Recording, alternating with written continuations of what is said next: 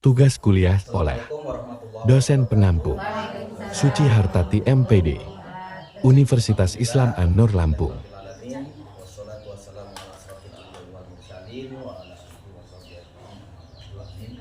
kami hormati, yang saya hormati kepala sekolah MI atau bahwa yang saya hormati Dewan Guru sekalian, yang sangat saya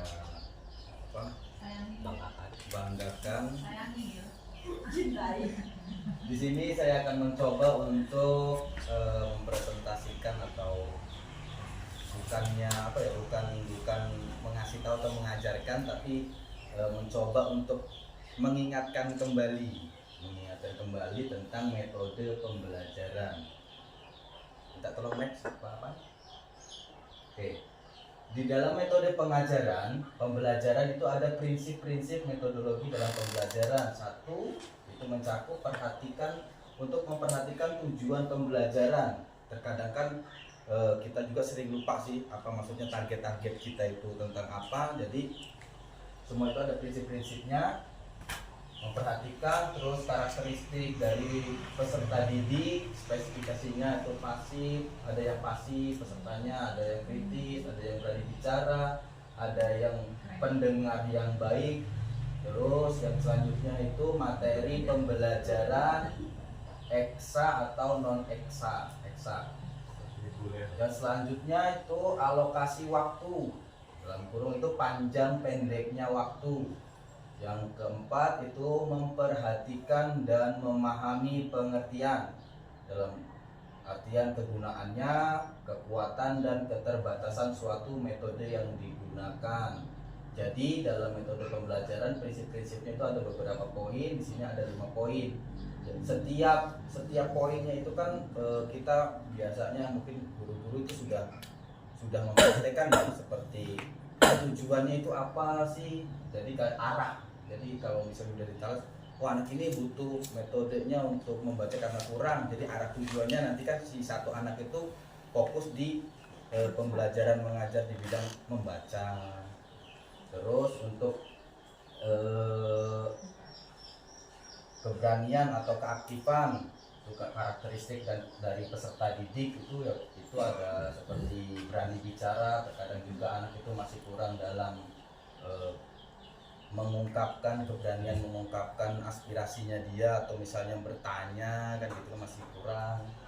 Terus yang ketiga itu materi pembelajarannya, ekstrakurikuler atau non ekstrakurikulernya. Terus alokasi waktu panjang, jadi per semester itu anak karena tadi ada arahnya, kita harus semangat dan harus optimis bahwa setiap satu semester atau satu masa pendidikan itu kita sudah tercapai target yang kita tuju arahnya kemana. Terus yang selanjutnya itu memperhatikan dan memahami pengertian atau kegunaan. Semuanya itu dari arah tujuan, terus tujuan kita ke anak itu apa, itu harus kita perhatikan, dan kegunaannya nanti itu buat apa gitu. Jadi kita harus memilih dan harus mengkonsep itu semua.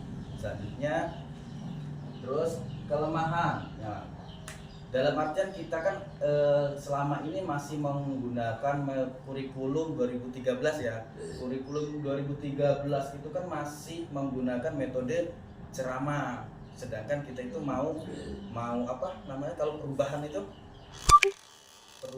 perubahan kurikulum dari ini ke ini gitu, apa tuh ya sebutannya, transisi. Nah, kita mau transisi dari kurikulum 13 ke kurikulum merdeka. Kita selama ini masih menggunakan metode ceramah. Contoh metode ceramah kan peserta cenderung pasif. Karena kalau metode ceramah, kenapa peserta itu cenderung pasif? Karena kita itu cuma ngomong, menjelaskan, menulis, ngomong, menjelaskan, menulis gitu aja. Nggak ada tanya jawab. Sedangkan di kurikulum merdeka kita harus sebisa mungkin membuat audiens ini lebih aktif, lebih interaktif dengan kita. Terus yang kelemahan dari kurikulum 13 atau metode ceramah itu hanya bersifat satu arah. Misalnya tadi itu anak itu paling bisa menulis tapi nggak berani untuk nanya. Misalnya ditanya, kamu ini nggak jawab, dia nggak mau tunjuk tangan. Oh, saya berani ini, maju ke depan nulis ini. Kadang begitu. Terus yang selanjutnya peserta didik cenderung mendengarkan saja tadi, karena kita tidak mengajukan pertanyaan-pertanyaan tadi kalau metode ceramah doang. Terus selanjutnya metode yang tradisional tidak spektif atau hanya sekedar memberi ceramah tadi itu. Jadi kita hanya memberi, menerangkan, menulis lagi. Jadi kurang aktif. Jadi peserta itu kebanyakannya pasif. Terus yang selanjutnya sangat terbatas untuk mengukur feedback dari peserta. Jadi timbal baliknya itu nggak ada. Terus yang selanjutnya guru sebagai pembicara tidak semuanya ahli. Terkadang ya kalau ini kita masih bisa membenahi semua ya, karena kalau ke profesionalan guru juga kan biasanya membutuhkan waktu tadi seperti yang sebelumnya tadi kan, jangka waktu yang panjang karena jam terbangnya harus panjang gitu. Terus kadang sulit mendapat pembicara yang baik, karena di sini ada dua problem. Apakah memang seorang guru itu cara menyampaikannya kurang baik sehingga murid itu kurang cepat memahami, ataukah memang si muridnya ini yang memang sulit untuk memahami gitu. Jadi ada dua problem di sini. Jadi kadang sulit mendapatkan pembicaraan baik itu seperti itu. Guru sudah memberikan sesuatu yang sangat baik atau pemahaman yang baik, tapi si siswa ini memang nyata siswa ini kurang tanggap. Terus yang selanjutnya wawasan pengetahuan dan berpikir berbicara harus luas. Jadi seperti contohnya ketika kita menerangkan sesuatu, misalnya atau MTK atau apa, jangan satu di MTK aja, misalnya diaplikasikan dengan hal yang lain gitu loh, disambungkan dengan yang lain gitu kan. Itu kemarin ibu juga udah cepat menerangkan, oh saya sudah seperti ini. Nah itu sudah kurikulumnya. Yang selanjutnya klasifikasinya yaitu metode pembelajaran untuk transfer pengetahuan. Terus metode pembelajaran untuk pemecahan masalah, metode pembelajaran untuk pengembangan keterampilan. Yang selanjutnya yaitu metode pembelajaran untuk perubahan sikap. Jadi setiap metode pembelajaran atau tujuan kita dalam mendidik anak-anak kan ada faksi-faksinya, tujuan yang akan kita capai. Jadi ini salah satu contoh atau sekian banyak yang kita rancang. Ini mungkin baru sebagiannya saja. Jadi kita merancang semua metode ini, metode-metode yang harus kita capai. Dari pembelajaran untuk transfer pengetahuan, apa yang kita punya, apa yang kita ketahui, kita berikan ke siswa kita atau ke peserta didik kita. Seperti juga seperti metode pembelajaran untuk pemecahan masalah. Ketika anak ini tidak bisa mengalihkan atau menjumlahkan, kan kita memberitahu, oh caranya itu seperti ini. Itu juga metodenya berbeda-beda. Ada yang misalnya 1 tambah 1 nggak tahu, ada yang menggunakan bahan praktek atau langsung tulis. Itu pemecahan masalah di suatu pembelajaran. Terus yang ketiga pembelajaran untuk pengembangan keterampilan. Pengembangan keterampilan ya ada seperti eskul atau misalnya pramuka juga termasuk, itu keterampilan semua, seni, tari. Terus metode pembelajaran untuk perubahan sikap. Perubahan sikap seperti ya dari anak ini negatif berubah ke positif di bidang, misalnya contoh di bidang sopan santunnya anak, budi pekertinya seperti apa. Alhamdulillah di kita termasuk luar biasa lah. Saya juga di lain-lain itu termasuk, makanya senang di sini itu karena anak-anak itu sikapnya itu termasuk bagus gitu ya. Ketika guru datang, anak-anak itu langsung berbondong-bondong kayak aktif bener, langsung salaman. Nah itu sangat bagus. Selanjutnya metode pembelajaran untuk transfer pengetahuan seperti tadi, metode diskusi, terus metode latihan kelompok individual, metode ceramah, metode forum, atau metode bisnis panel, itu semuanya udah dilakukan oleh ibu-ibu masing-masing. Selanjutnya, oke, kelemahan metode forum ini kelemahannya dari masing-masing tadi ya. Untuk satu, tergantung pandainya pemimpin diskusi dalam sikap peserta dan sikap peserta. Jadi bagaimana si moderator atau pembicara itu atau guru itu menguasai ruang atau menguasai forum tadi. Itu biasanya ada apa namanya apa sih kok saya lupa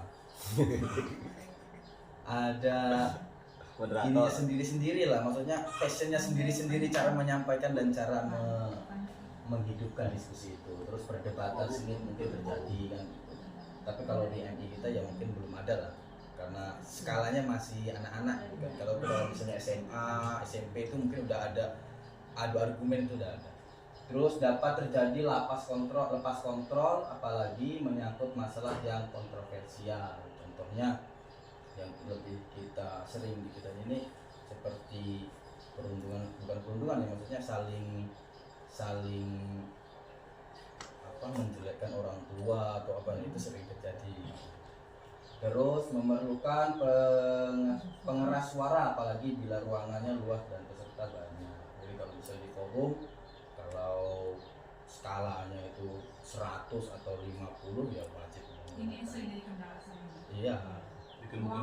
Ruang gede, murid, nah, itu tadi harus menggunakan pengeras suara juga. Karena ya, tapi kalau misalnya dari sini udah terkoordinir Bu, ya insya Allah bisa juga. Bagaimana cara kita menghidupkan suasana biar anak itu fokus dengan kita gitu loh. Contohnya, makanya kalau yang saya lakuin sih ketika anak itu ribut bener, saya kasih ice breaking sedikit. Itu biar harus SBK terus Pak. Iya, maksudnya ketika berisik ribut itu nggak apa-apa Bu, kita kasih. Jadi supaya mindset dia orang itu balik lagi dengan kita gitu.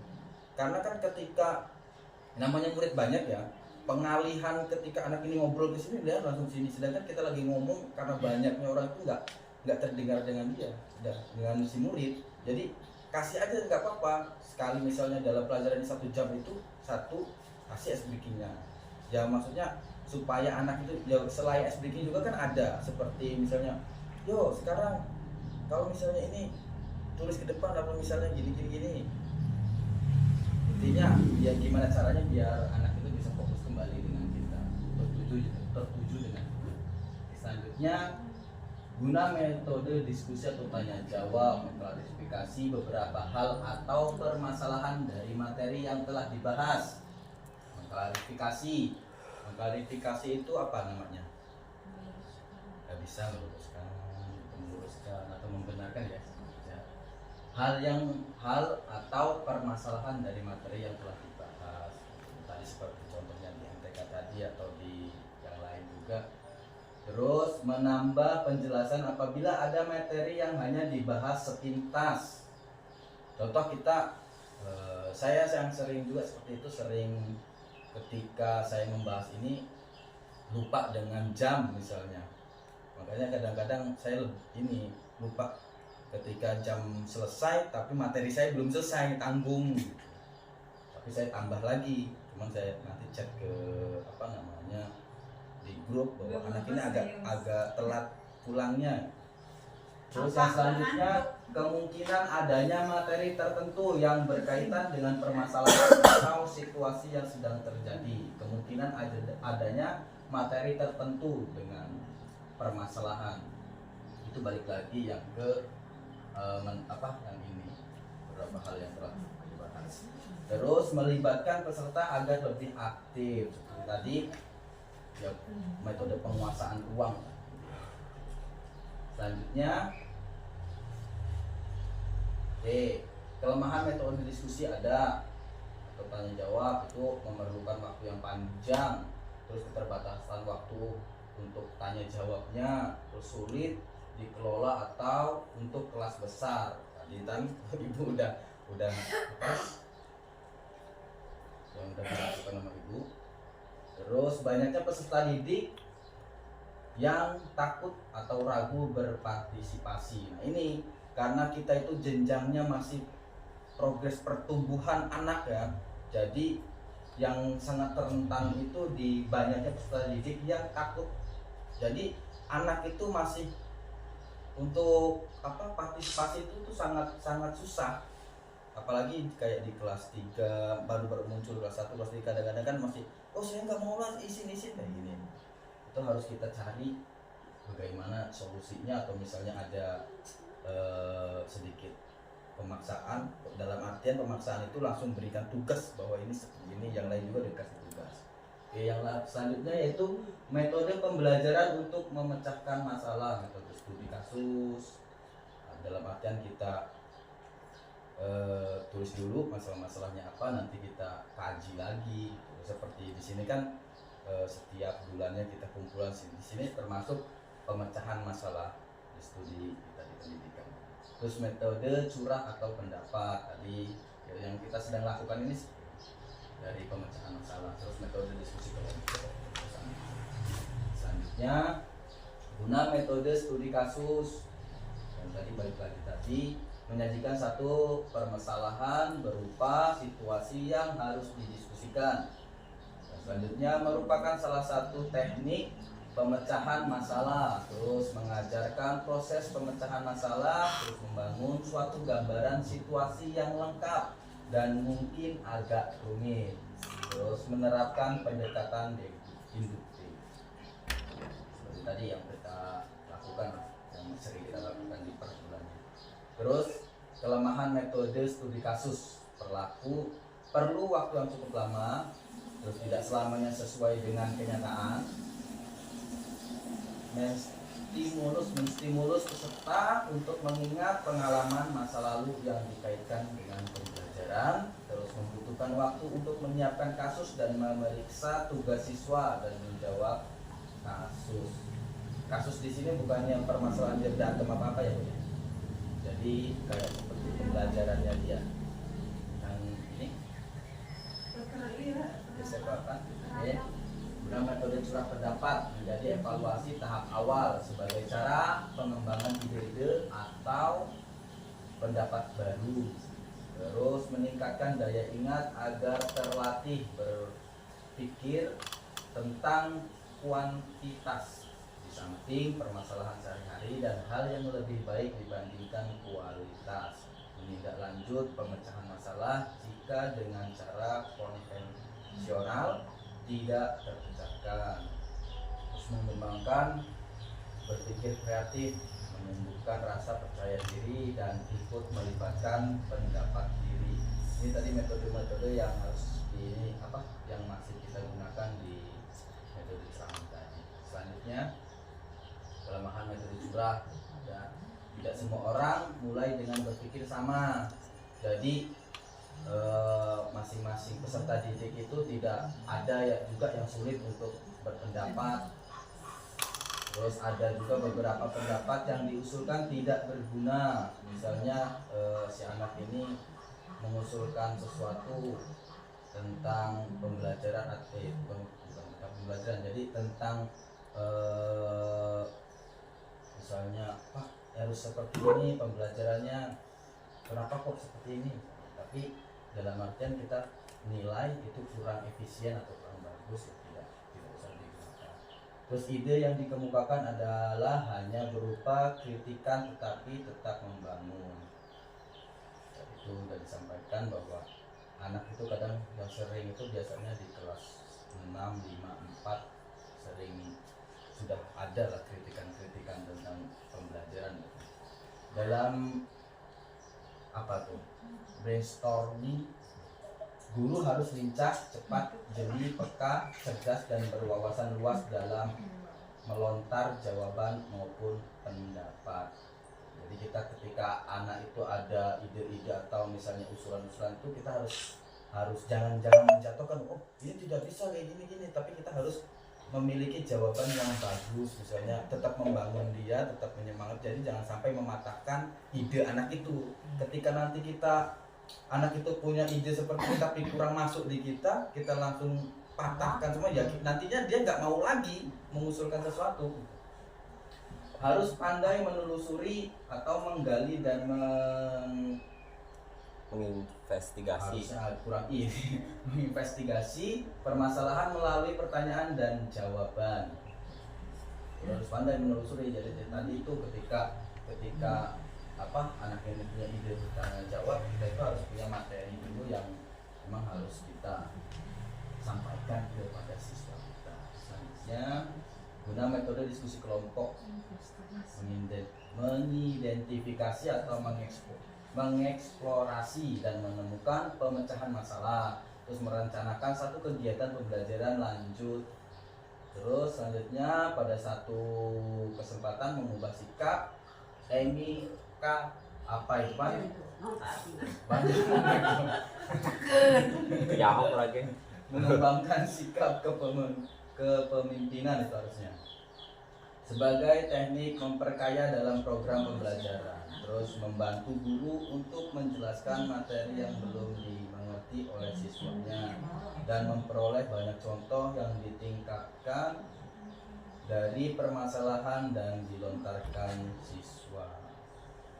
Sama yang tadi lah, kita harus pandai-pandai dalam menyikapi ide-ide dari siswa itu kalau memang tidak sesuai dengan yang kita tuju. Selanjutnya, nih kelemahan-kelemahan kayaknya udah tadi sama aja. Nah, ini tadi metode pembelajaran untuk pengembangan keterampilan. Satu, metode demonstrasi. Dalam maksud di sini metode demonstrasi itu sama aja metode praktek. Jadi kita langsung demonstrasikan. Kayak Bu Ulfa yang pernah saya masih ingat, Ibu Ulfa pernah menyampaikan bahwa ketika anak ini ketika ditanya akar tunjang itu nggak tahu, tapi ketika dibawa buahnya dia itu tahu. Nah gitu maksudnya. Itu demonstrasi langsung dipraktekkan. Terus yang selanjutnya yaitu metode bermain peran atau role playing. Jadi anak tadi ya seperti apa? Nggak bisa nanti kita waktu istimewa itu bisa. Terus metode teaching. Wakil Pembicaraan ya, cara berbicara ya.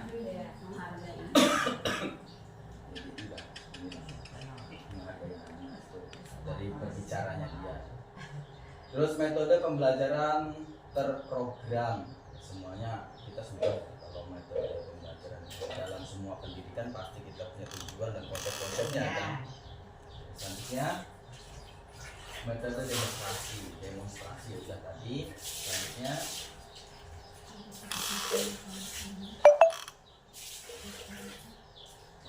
ini sebenarnya apa? Ini sebenarnya yang peran apa penjelasannya ya, ini sudah penjelasannya tuh melatih siswa menghadapi masalah yang berhubungan antar manusia, dibilang role playing itu. Terus melihat sejauh mana pemecahan masalah yang mungkin dapat dilakukan, terus menambahkan wawasan bagi siswa, sikap-sikap yang berbeda, terus melakukan keterampilan baru. Selanjutnya ini prescription tadi aja. Ini udah. Nah ini kan metode teaching tadi. Suatu kelompok kecil yang terdiri dari beberapa orang yang berperan secara bergantian sebagai guru atau siswa. Iya, jadi saling diskusi atau misalnya apa ya? Udah paham cara metodenya juga Ibu, mungkin sudah dilakukan juga dalam kelas. Jadi juga dapat membagi siswa dalam kelas besar menjadi beberapa kelompok. Misalnya tadi Bu, kalau misalnya ribut tadi itu metodenya seperti itu aja. Jadi kita mau kalau misalnya di kelompok itu dari satu siswa biasanya ngobrol bareng itu agak terkondisional karena jadi kelompok kecil lagi gitu. Tapi ya lebih pusing juga sih sebenarnya karena kita harus lebih mantau ke semua kelompok itu tadi. Terus dengan melibatkan siswa dalam belajar aktif dan meredam perasaan cemas pada saat pembelajaran dimulai. Kalau saya mungkin anak itu masih cemas sih, karena agak killer juga pembelajarannya. Terus kelebihan dan kelemahan itu semuanya. Ya, ini langsung aja. Metode pembelajaran perubahan sikap. Metode pembelajaran perubahan sikap atau perbincangan. Metode ini melatih peserta didik untuk berargumentasi dan mempertahankan argumentasi tersebut. Tadi itu kalau misalnya ada ide-ide tadi itu jangan dipatahkan, biar dulu dia menyampaikan apa kemauan dia. Lanjut. Kalau ini masih ada nggak ya di kita ya? Untuk anak SMP ini belum ada kayaknya. Masih belum, karena dicoba juga belum bisa. 6 bisa kan? Belum bisa ya? 6. Ya mungkin kalau kelas 6 bisa sih. Sarana untuk berlatih memperdalam materi dalam berargumentasi. Belum. Lanjut aja. Belum. Selesai. Mungkin itu tadi Bu. Atau mungkin ada apa yang kita bisa diskusikan lagi maksudnya mumpung kali ini. Jadi kita diskusikan tentang metode pembelajaran, atau mungkin apa ya yang kita tuju. Misalnya contoh ya tadi itu permasalahan problemnya Ibu lihat. Kalau misalnya dari guru-guru lain cara mengatasinya itu seperti apa?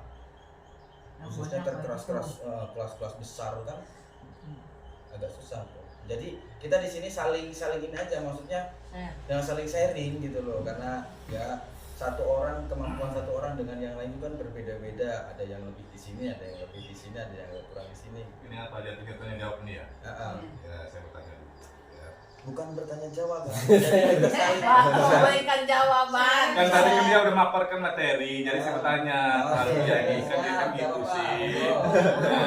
Maparkan dia udah maparkan materi itu bahwa begini sedang saya tanya. Wah, saya nyesel kemarin itu saya gak nanya ya. Ulang nanya dong tadi eksaminasi Tadi metode pembelajaran yang kita tentukan yang harus efektif seharusnya kan begitu ya. Di antara tadi ada metode ceramah yang tidak efektif yang harus kita pakai, karena tadi ada transisi perubahan kurikulum yang saya tanyakan. Bapak tadi menerangkan kelemahan metode, kekuatan yang harus sepatutnya guru kalau kita menghilang metode ceramah, kita ganti metode apa? Atau kita hilangkan semua metode apa yang kita terapkan? Nah ini yang kita tanya. Karena anak-anak kita ini ada tingkatan-tingkatan. Ada tingkatan, ada fase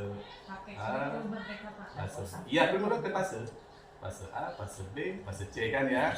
Fase 2, 3, dan 4. Kalau kita seandainya menggunakan seperti itu tadi akan menghilangkan metode sama.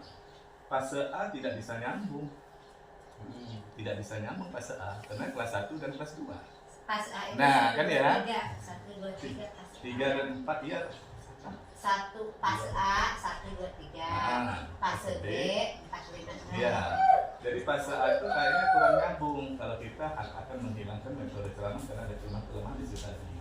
Sekarang dengan kesepakatan kita, terutama situ sebagai narasumbernya, yang seharusnya kita gunakan kalau seandainya kita gunakan metode apa yang kita gunakan kalau kita seandainya menghilangkan metode ceramah tersebut, karena kebiasaan perubahan itu ada kelemahan-kelemahannya.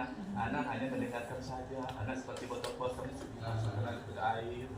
Nah ini apakah ada tingkatan-tingkatan atau memang seharusnya dari kelas 1 sampai kelas 6 itu kita gunakan metode seperti itu? Itu yang saya tanyakan. Berarti inti dari pertanyaan itu kan apakah harus dihilangkan metode ceramah itu ya intinya. Jadi sebenarnya gini Bu. Pakai apa? Jadi untuk transisi sekarang, jadi untuk kurikulum merdeka juga kan masih banyak pertimbangan kan, belum dibikin yuk harus kurikulum merdeka, enggak kan?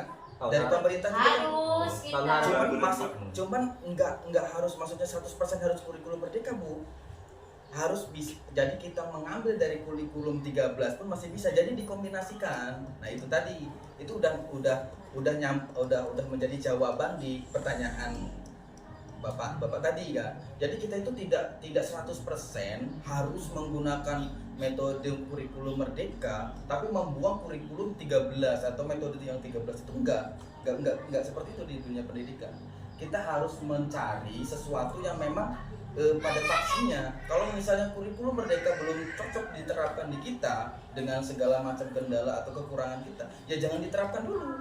Contoh tadi kayak kelas 3 metode ceramah misalnya yang lebih bagus metode ceramah yang pasti di kurikulum merdeka pun ada di kelas 1, 2, 3 karena itu sudah ada pengkajian gitu kan. Karena kurikulum dinamakan ceramah, kurikulum metode ceramah itu kan penyampaian. Yang dimaksud yang harus dihilangkan di metode ceramah itu jangan hanya ceramah, nulis ceramahnya itu yang nggak boleh gitu. Tapi metode ceramah jangan sampai dihilangkan. Dalam artian kita menyampaikan kan itu metode ceramah, tapi harus disisipi dengan sesuatu yang lain. Jangan hanya misalnya gini contoh, saya nulis, saya jelaskan, udah selesai sampai beres jam. Besok lagi tulis jelaskan. Nah itu yang namakan hanya metode ceramah gitu. Karena di ceramah nggak mungkin ada audien yang boleh nanya. Kayak kita mendengarkan ceramah lah mindsetnya. Ya, gitu. artinya kesimpulannya metode ceramah itu tidak bisa tidak bisa dihilangkan intinya gitu. Dihilangkan. Kalau dihilangkan ya coba kita nggak Iya. bisa. Pasti tetap ada. Pasti tetap karena kita juga harus menyampaikan. Kalau misalnya metode ceramah atau misalnya ini tidak digunakan ya kita nggak usah menyampaikan berarti. Diam aja berarti gini. Pembelajaran itu ada yang harus kita pakai. Iya. Oh ini cocoknya metodenya ceramah. betul. Oh ini cocoknya metodenya praktek. Oh ini kan begitu. Iya. Dikurangi lah. Iya. Dari tadinya 100% jadi 99%. Karena ya kayak saya juga sering ya mungkin karena kita juga sering ya kalau saya mengajar mungkin masih awam di ini tapi saya sering koordinasi kayak teman kampus saya juga kan Oh ya. banyak yang ngajar di lain-lain. Terus saya tanya, kurikulum merdeka ini gimana? Apakah kamu semua itu 100% menggunakan metode kurikulum merdeka? Enggak Pak, karena kalau kita 100% mengingat yang pelosok juga keterbatasan dari fasilitas kita itu yang masih kurang. Jadi kita harus menggabungkan dengan kurikulum 13 masih menggunakan. Tinggal kita pilih mana yang bisa lah karena kita kan sudah mengkonsep juga, kita sudah membuat acuan, rangka acuan apa yang kita tuju, maksudnya pembelajaran apa yang mau kita capai kan gitu. Jadi saling dikomben. Gitu, Intinya kalau kalau K13 sama kurikulum merdeka mungkin itu bisa cuman kita ditentukan kelas umpamanya oh kelas 4 ini pakai kurikulumnya merdeka seperti apa nanti kesananya dicoba kelas saja. Tapi kalau walaupun kelas 1 juga Bu tanpa metode merdeka kurikulum merdeka tidak bisa juga karena anak itu karena belum terlalu dolor ya jadi seneng maksudnya belum terlalu nyambung belum terlalu nyambung jadi anak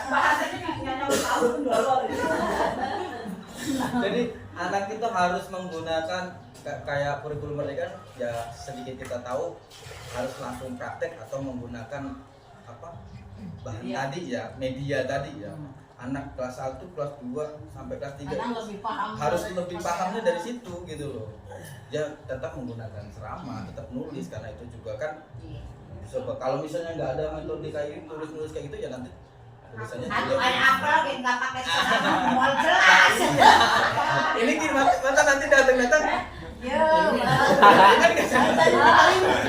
itu mau aku cici Pak Sebenarnya di situ kan ada kegiatan inti ya. Iya. Ketika kita membuat pembelajaran, Iya. ada kegiatan inti.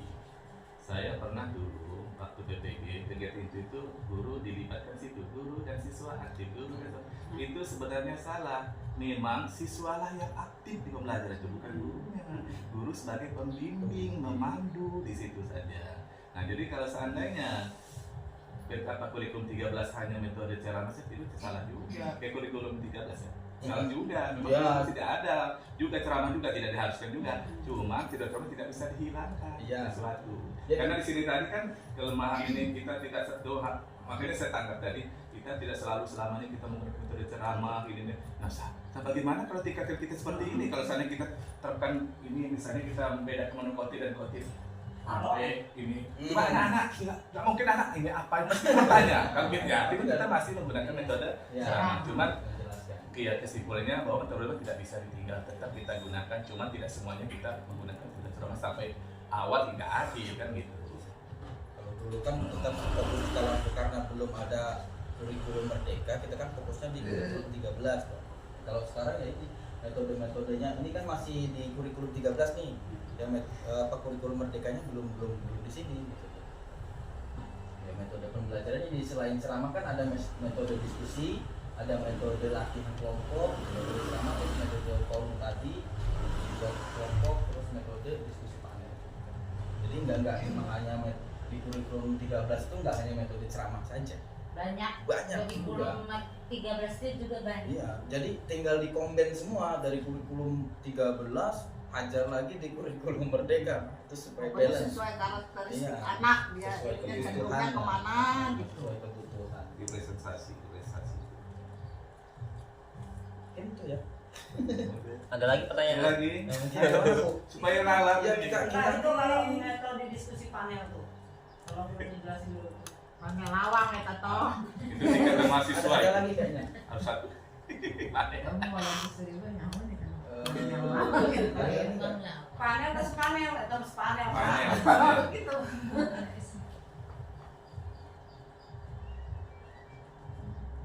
Oh nggak ada ya. Cari di Google. Apa berarti itu? Kayaknya nggak. Yang satu ini.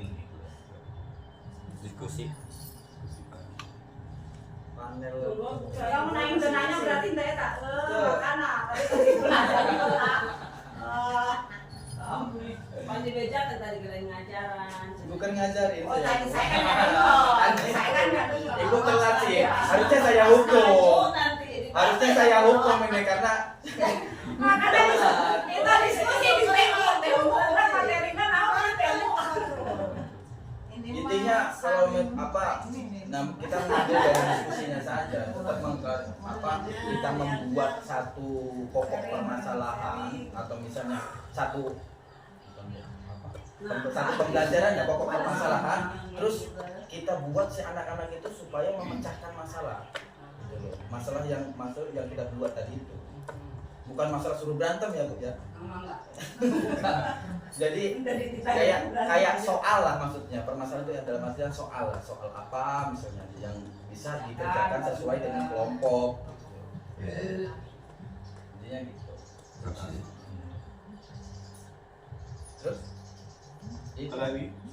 Ayo Bu, Tentang keterangan yang ini tentang materi tadi perasaan saya tadi ada di materi pembelajaran eksak dan non eksak bukan ekstrakurikuler ya bukan non ekstrakurikuler bukan itu eksak itu yang ilmu pasti seperti matematika Eksak, IPA ya. itu ilmu pasti bukan ekstrakurikuler.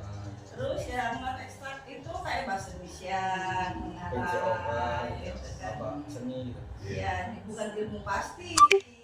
Jadi jangan ke yang di luar Yang kegiatan. gitu. Ya tadi ada peserta Saya. diskusi juga bilang ekstrakurikuler bukan maksudnya bukan ilmu pasti dan tidak pasti dan Berarti maksudnya eksak itu kayak IPA juga IPA. masuk ya IPA itu ilmu pasti Sain lah gitu, sain. bukan tematik Sain bukan matematika matematika IPA. yang pakai logika lah itu. ya Tadi kan Pak Wisma bagus. Ya.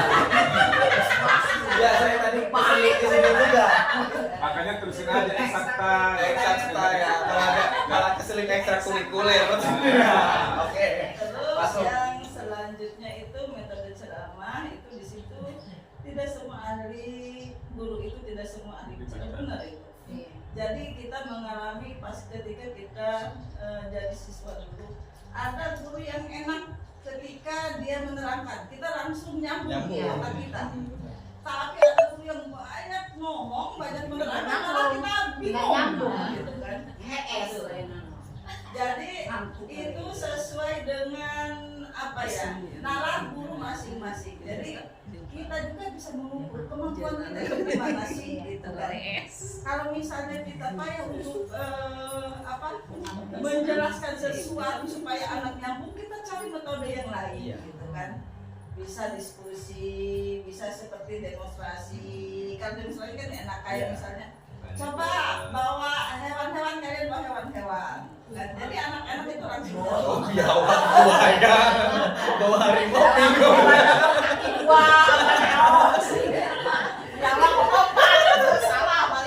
Para mau jangkrik ke.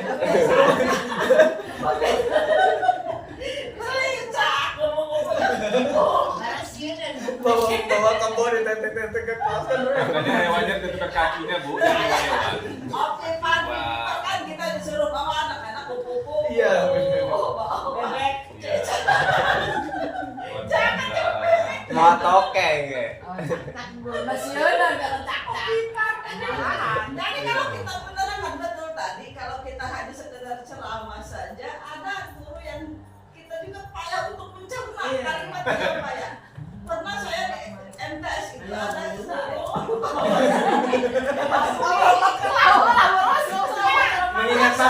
mengingat masa lalu.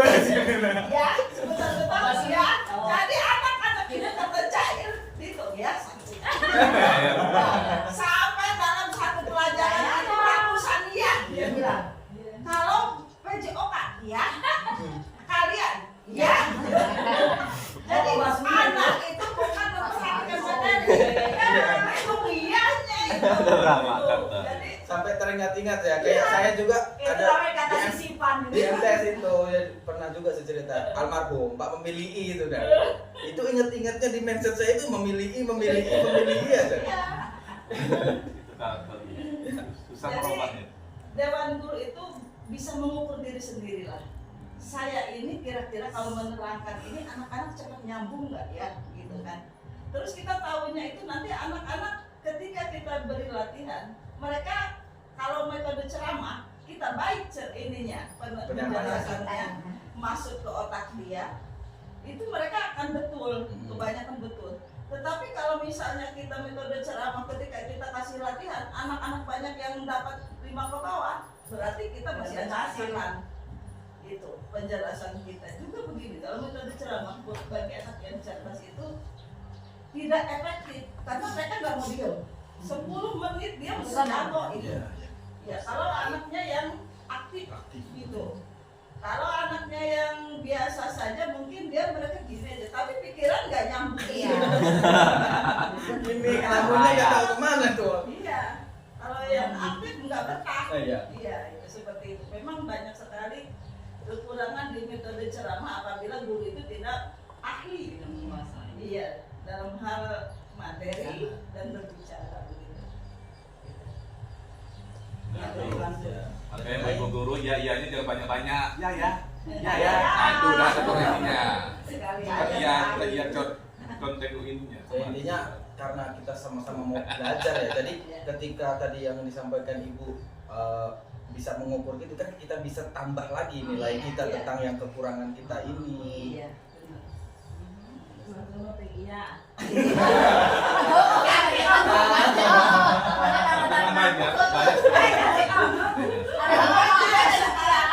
Kalau misalnya di kantor kadang-kadangnya nggak boleh nggak amin, diam aja pada kalau nggak kabul. Datang aja suaminya teros itu kabul. Tetangga pandang. Kabul Pak. Oh kabul itu kabul. Mungkin sudah ya? Ya, mulai. Tadi udah terima kasih ya. Sudah terima kasih. Sudah terima kasih. Es breaking. Iya. 20. Apa es breakingnya ya? Waduh, saya nih agak repot. Belum.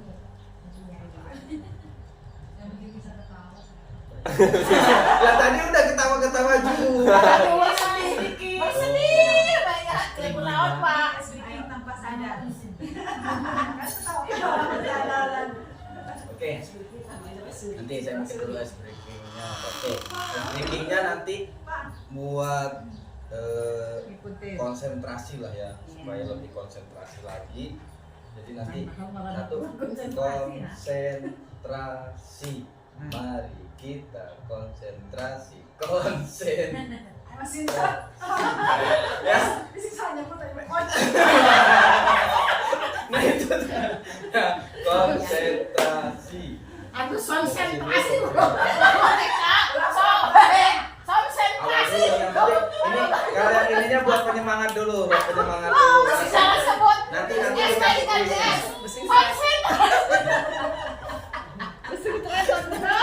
Oke, kita mulai satu. Yang baik. Konsentrasi, mari kita konsentrasi,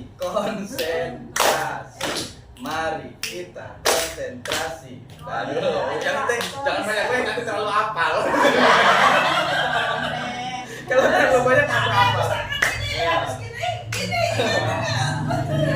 Terus setelah Udah dicapai banyak. iya enggak nanti ada setelah konsentrasi 2 kali ada omong ini misalnya dari maksudnya ngomong lagi selain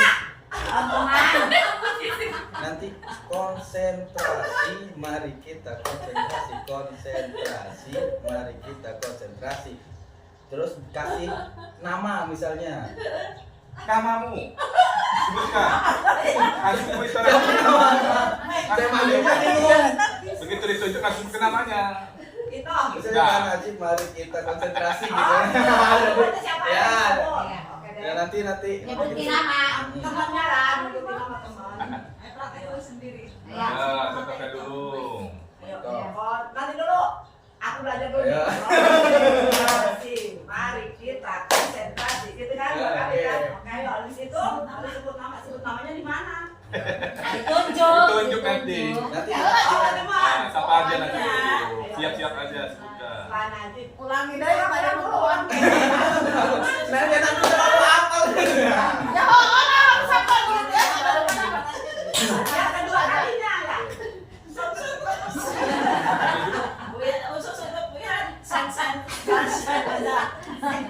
nanti setelah itu ada tambahan lagi ini baru tunjuk aja lah ya apa diganti saya akan konsentrasi aja jangan nyebut nama apa ya Ya, meski itu baik. jangan kasih saya. Nanti ketika saya tunjuk maksud saya tunjuk yang lain diam langsung mulai gitu Orang ini kan pertama baru konsentrasi mari kita konsentrasi nanti saya tunjuk bu konsentrasi sendiri tapi yang lain diam gitu Ya siap. saya akan konsentrasi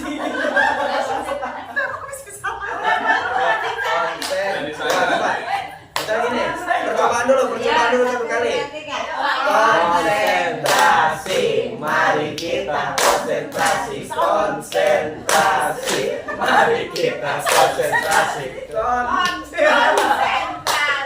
mari kita konsentrasi. Kayak gitu dulu. Nah, kita udah belajar dulu, maksudnya ini praktek dulu. Ini serius. Satu, dua. Jangan ke saya dulu. Oke. Nanti kalau ke saya misalnya fokus. Enggak nanti semuanya aja. Maaf ya kalau saya nunjuk. Oke. 1, 2, 3. Konsentrasi, mari kita konsentrasi. Mari kita konsentrasi.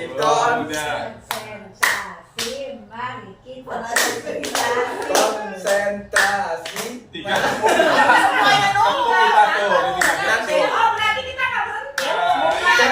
setelah satu nanti ketika bareng berhenti saya tunjuk Oke. berhenti setelah selesai satu kita bareng lagi Ya. gitu Jadi nggak bareng kalau kayak tadi.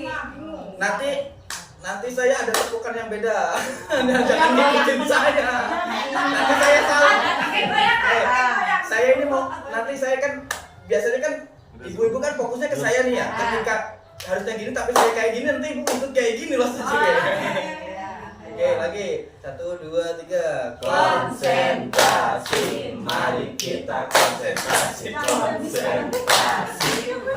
kita konsentrasi. Ayo.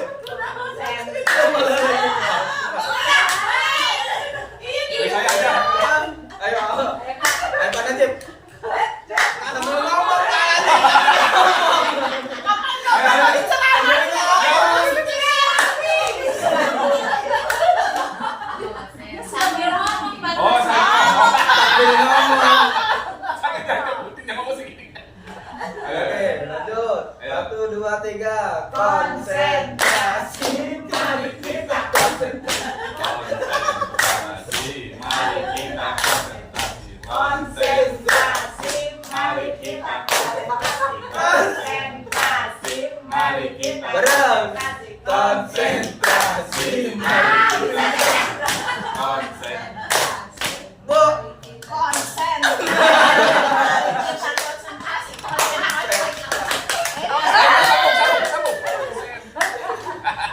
Kayak ngebut pak emang. Awan-awan dia langsung ngomong. Mak ingat sudah pramuka waktu Iya. itu.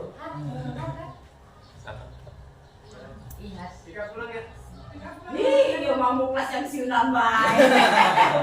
Pas terseri-seri. Udah. kan berarti naik ini Semangat temu. Naik lah. Kurun apa ke balak tuh. Aman me kan anak nyuri baku kok masa luar. Mau bilang kan mis masih dalam sini tuh. Aku ada tuh di kemari. Ini ada apa yang ya pas onsen. Sisa semua. yang bawa Tas tuh. ya udah mungkin hanya itu Belum nggak Pak. oh Masih hayangkan masih lagi. Telaper gitu. Bikin lagi kasih. Tepuk ada tepuk. Tepuk apa? Belum lain. Udah habis dah lapar. ya udah kan udah lapar Udah bilang mungkin hanya itu yang bisa saya sampaikan banyak kekurangan saya mohon maaf saya akhiri wassalamualaikum warahmatullahi wabarakatuh Waalaikumsalam. Soalnya sama lagi. Kayak dia tambahan.